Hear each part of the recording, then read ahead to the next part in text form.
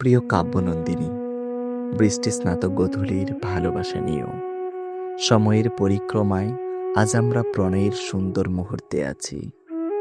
বকুল ফুলের মতো শুভ্রতা ছড়িয়েছে আমাদের মনোজগতে। এই তো কিছুদিন আগেও এত কাছাকাছি অবস্থান করেও প্রণয়ের বন্ধনে আসতে পারিনি। জীবনের দীর্ঘতম পরিচয়ের বন্ধুত্ব প্রণয়ে পরিণত হয়, সেটা কি আদৌ জানা ছিল আমাদের? প্রিয়তমা, তোমার ভুবন বিজয়ী হাসি আর নেত্রপল্লবের মায়াময়ী চাহনিতে বাধা পড়তে বাধ্য যে কোনো সুপুরুষ। এমন শ্রাবন্তীর কারুকার্যময় মুখশ্রী, কৃষ্ণকারো চুল যেন প্রতি মুহূর্তে মনে করিয়ে রাখে তোমাকে। হৃদয়ের গহীনে যে শূন্যতা বিরাজমান ছিল, তোমার আগমনে আস্থা পরিপূর্ণ। সুরভিত সবুজের গান প্রতিক্ষণে জেগে ওঠে মুহুর্মুহু। তোমাকে নিয়ে ভাবি আর অজান্তেই হেসে উঠি স্বচ্ছ প্রেমিকের মতো। কবিতায় নতুন করে প্রাণ ফিরে এসেছে।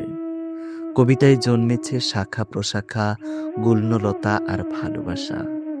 প্রিয়তমা, তোমাকে স্পর্শ করার সুখ আমাকে নিয়ে যাবে অসীম প্রেমের জগতে। কোনো এক বৃষ্টির দিন কিংবা গোধূলি সন্ধ্যায় অথবা কুয়াশাচ্ছন্ন ভোরে তোমার হাত দুটো আমার বুকে চেপে ধরে যদি বলি ভালোবাসি, তুমি নিশ্চয়ই আমাকেও ভালোবাসবে, আমাকেও স্পর্শ করবে পরম ভালোবাসায়। প্রিয়তমা, আমি জানি আমার এই অগোছালো আবেগঘন কথাগুলো তুমি দেখবে, তবে এটুকুও জেনে রেখো, ভালোবাসায় আবেগ না থাকলে সম্পর্কের তিক্ততা বিচ্ছেদের রূপ নেই। কিন্তু আমি তো তোমাকে আজন্ম কালের জন্য চেয়েছি। অনেক তো বলা হলো, আজ ইতি টানি।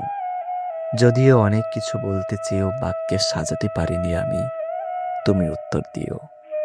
আমি কিন্তু তোমার উত্তর চাই, অপেক্ষায় রইলাম।